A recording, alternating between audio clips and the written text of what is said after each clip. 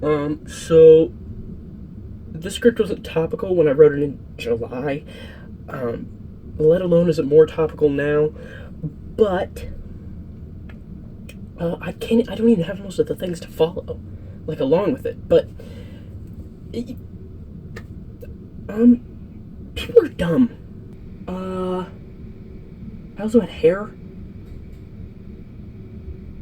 but I still see people not know how to use or understand basic writing. So I'm gonna talk about it anyway. Hi! If you were somewhere on the internet when Dune Part 2 came out, you might have seen a couple guys saying that Star Wars has a lot of parallels, and even went as far as to say that George Lucas stole the trilogy from Dune, but somehow made it worse. However, if you took a basic English class at some point in high school, you probably would have heard of a little literary device called the hero's journey. This is a cycle of events that the main hero goes through in the events of the story.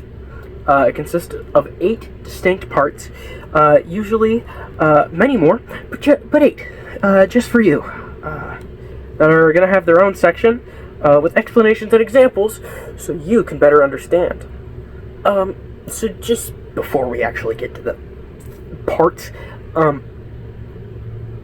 hero's journey isn't necessarily like a strict set of events that every author ever has used.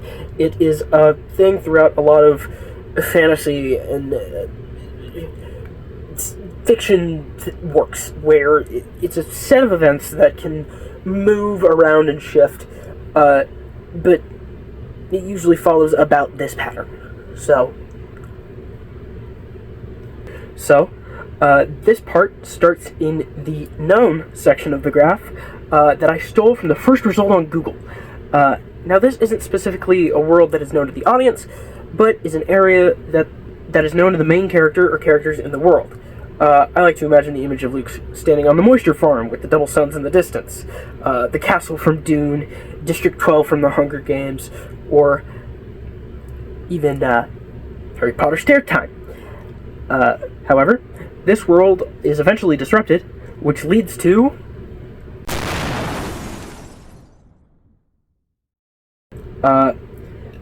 like I said, if you were listening, eventually the hero's life is interrupted.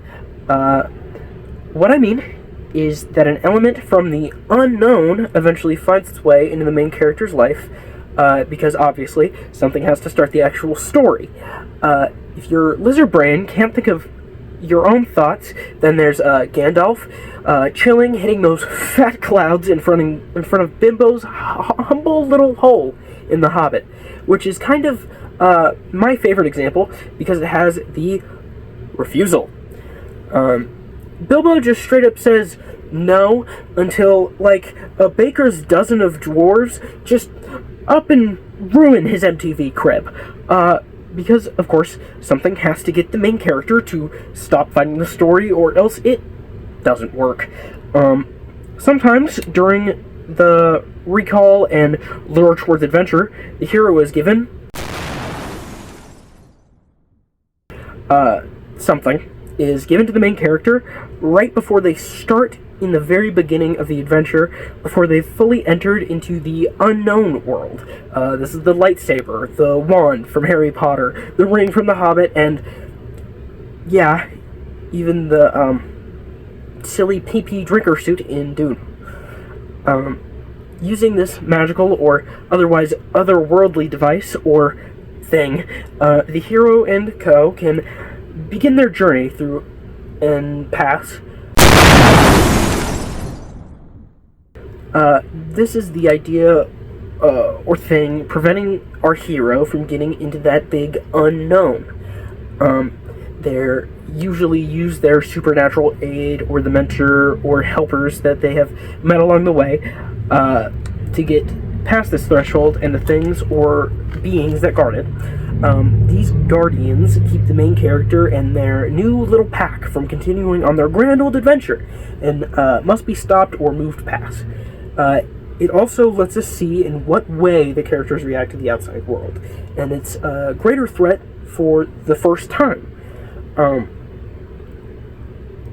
If you need some examples for that tiny little peanut head, there's the canteen scene in Star Wars where Han Solo brings them onto the Millennium Falcon, and we see that Luke is a whiny little baby. If that isn't already apparent throughout most of that movie. George speaks bocce. Doesn't look like we have much of a choice, but I was going into Toshi Station to pick up some power converters. All right, come on. And the red one, come on. Well, come on, Red, let's go. The R2 unit has a bad motivator, look. Okay, let's go. You can also clearly see this if you use those things around that mouth that you constantly spew stupid stuff out of in the train in Hunger Games, where we can already see that Katniss's biggest concern is getting back to her family and hoping she can take on the tributes from across the larger Panem. After the characters have finally dumped some coal, we've got some steam into this metaphorical engine that is the story we see.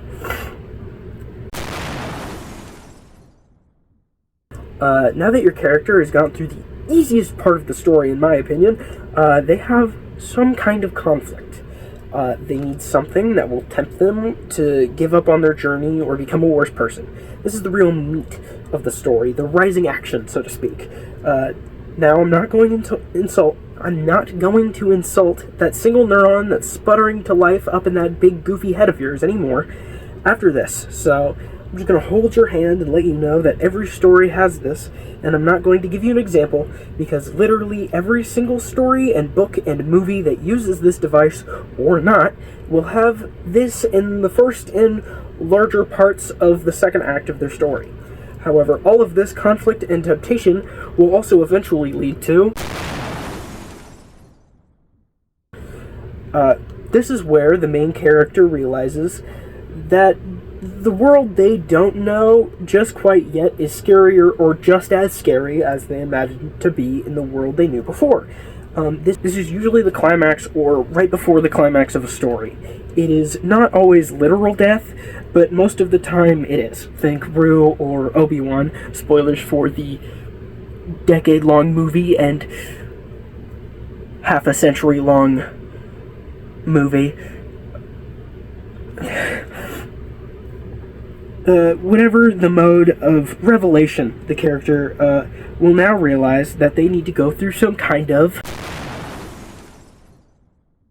This is your character's full acceptance and adaptation into the world that they have joined. They become a full-on piece of the world and a force to be reckoned with. I'm sure you can think of plenty few examples, like Luke training to become a true Jedi from Yoda, or when you finally shut up and paid attention. In any case, now that the characters have become better, they start the road. Hey, look! It's everybody's favorite action! Repentance! It's been too long. Good to see ya. So, the main character realizes their personal mistakes that led to the need for the atonement and make up for it. This is Katniss finally having enough of letting other people die and threatening to eat the berries with Peeta.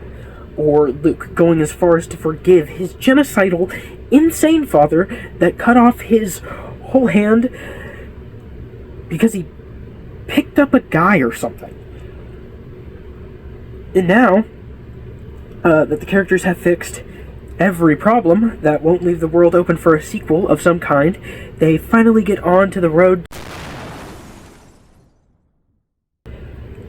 The character has done it! They won! Good on the writer for not killing them off. Now we can finally go home and smoke on our fat wizard pipe. But wait, there's more! The main character feels as though they've changed too much and can't go back. Now, if you're J.K. Rowling, get out. And you'd probably just have your main character go and live with his poor friend. Or make your characters actually change and grow, and return back home the same, but still changed in many ways. Hi!